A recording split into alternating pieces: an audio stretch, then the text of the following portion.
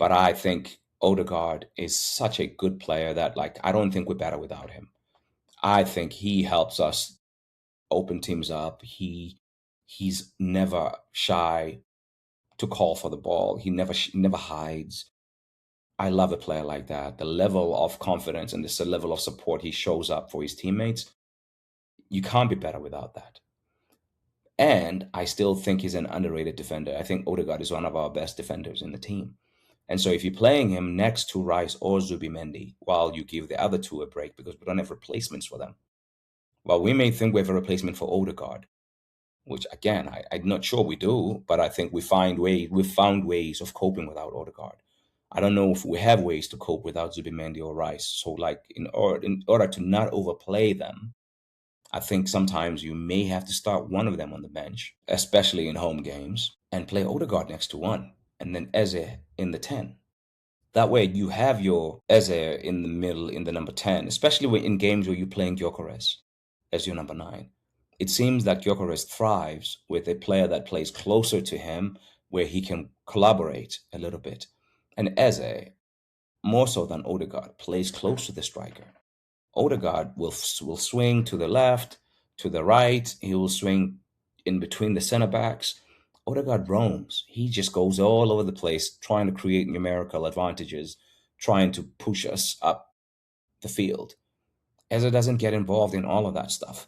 He gets involved in finishing them. So, like, Odegaard can do the work that he likes to do, which is take us to the promised land and then have someone else do the hard thing, which is put the ball in the net. I think that's the one way, for me anyway, we can solve some of this constipated attack that we're seeing.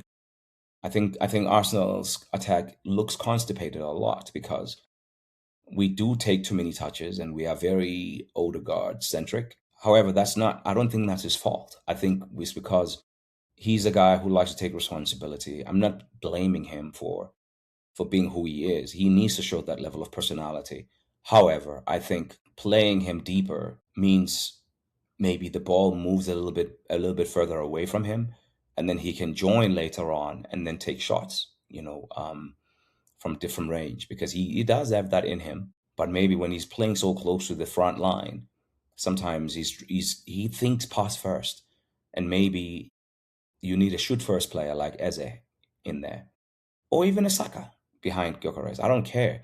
I just think if you're gonna play your best players, you have to find solutions with them. You know what I mean? I don't think keeping Saka and Odegaard out of the team is the solution. I know when Noni has had good games, people talk about, and when Saka is fit, how do you find a way for Bukayo Saka to be in the team? I don't care where. I do actually care. It has to be in one of those front three positions, right? No left back, no crazy solutions, no left 8, no number 8 position for Saka. Play him in those front three positions. At worst case, in a 4-2-3-1 behind Gyökeres. He can figure it out. Then you have Noni in his best position, and you have to solve the left a little bit. And I think you still have, for now, the ability to ride Trossard and Calafiori. They have a really good understanding. Even yesterday, Trossard comes on, boom, boom, gets the ball down the left, plays it in to Ricky Calafiori. He makes a run, darts behind the defense, one touch from Calafiori. Trossard is through, boom.